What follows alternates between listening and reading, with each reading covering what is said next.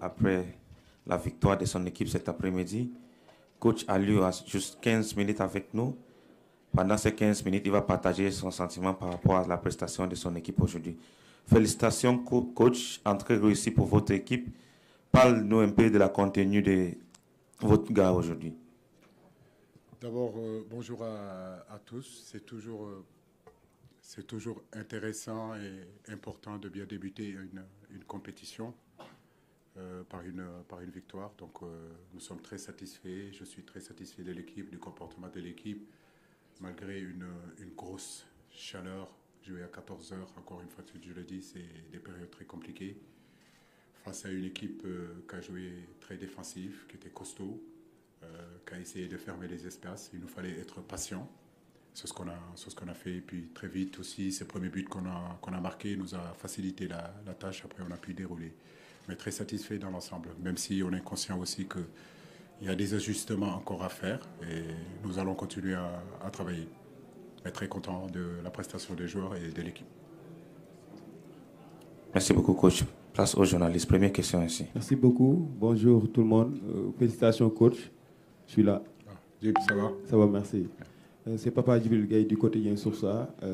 Ma question va concerner un peu l'homme du match. Je sais que vous n'aimez pas trop parler singulièrement des deux joueurs, mais souvent on connaît Aliou Cissé qui a l'habitude de laisser les jeunes grandir un peu derrière, leur donner le temps de s'adapter.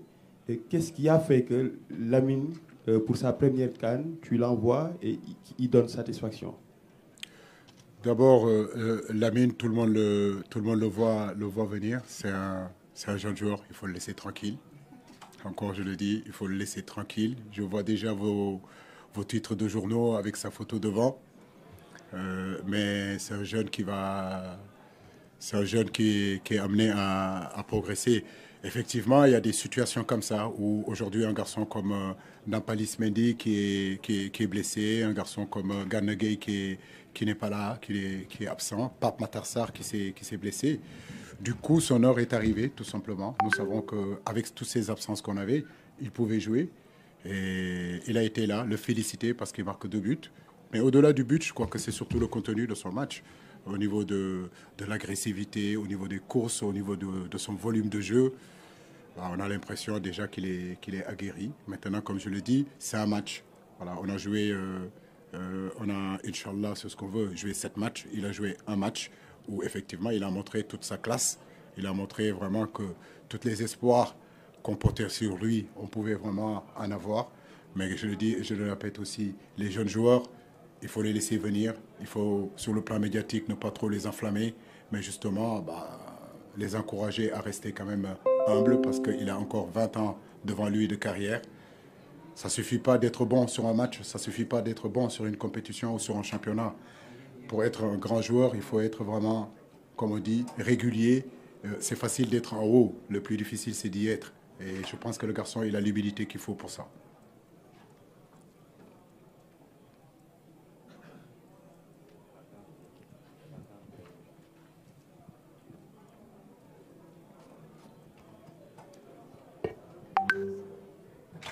Merci.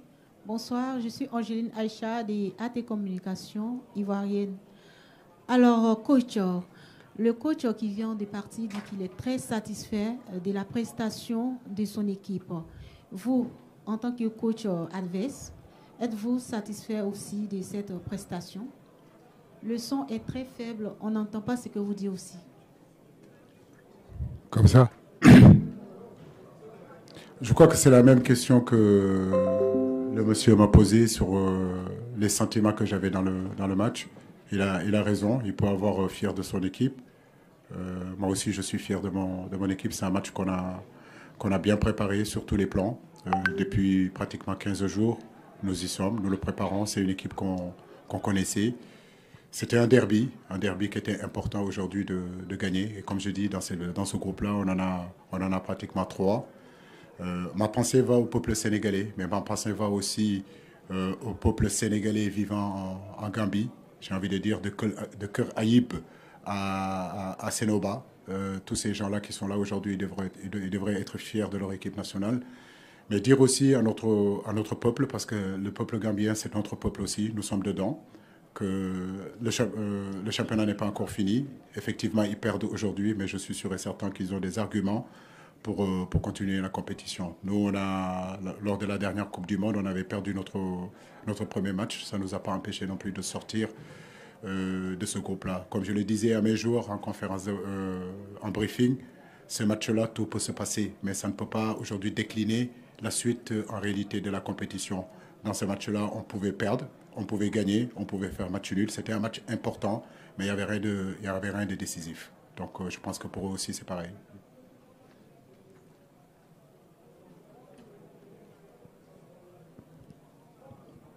Bonsoir, coach. Non.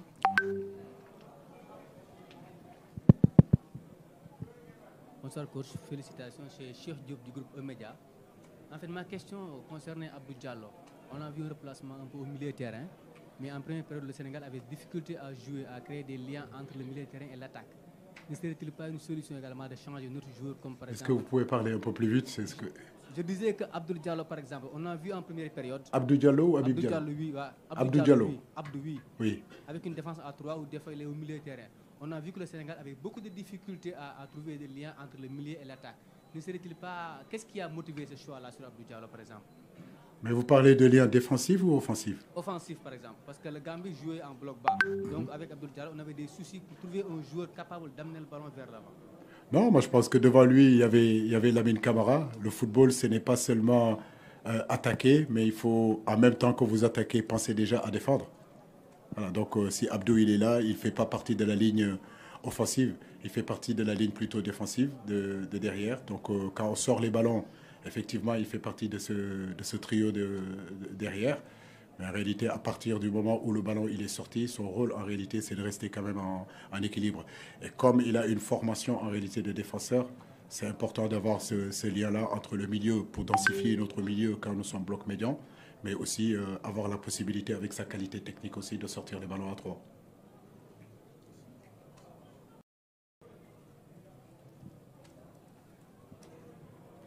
Bonsoir, coach.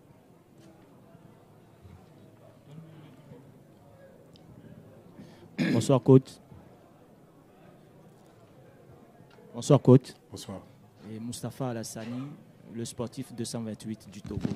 Coach, en âme et conscience, est-ce que ce match vous a fait peur avant de l'entamer? Écoutez, nous, on est... C'est un mot trop gros, parce que, encore, je le dis, je le répète.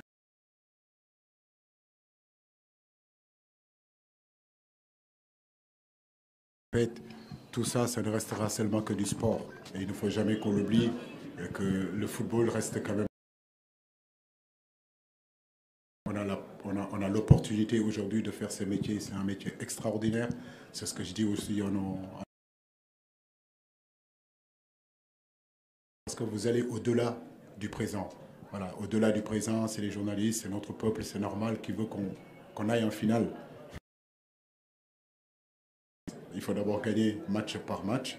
Donc la seule chose, je l'ai dit hier en conférence de presse, qui nous intéresse, nous, quand les gens nous parlent de ce qui se passe le 15, et ce qui va se passer maintenant le 19.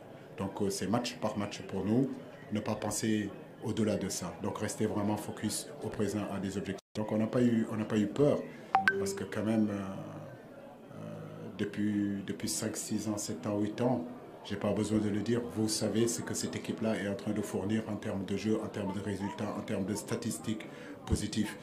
Mais comme je le dis, il faut rester quand même humble, parce que c'est cette humilité-là qui est l'ADN justement de cette équipe nationale-là, parce qu'on sait qu'on peut perdre contre n'importe qui aussi.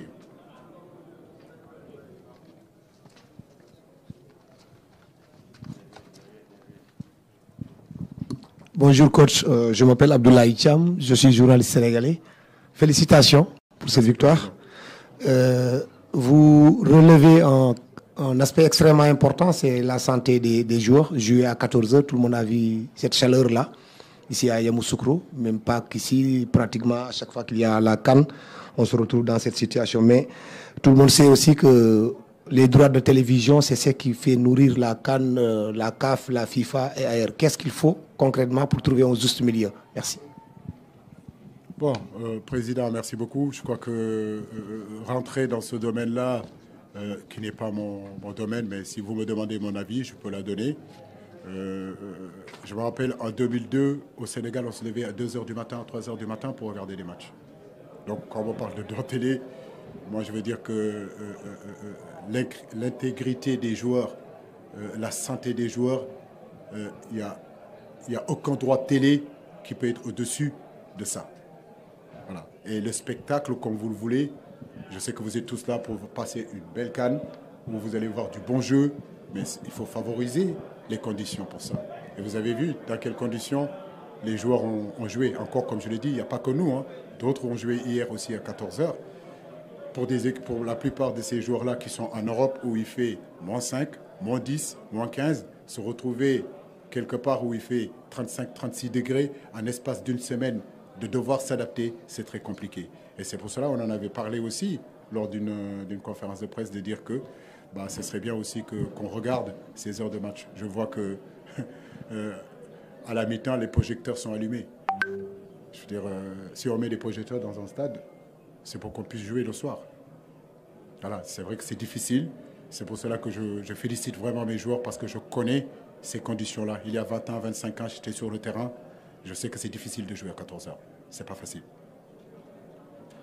Merci beaucoup, coach. Bonne chance pour la suite. Chers journalistes, merci beaucoup.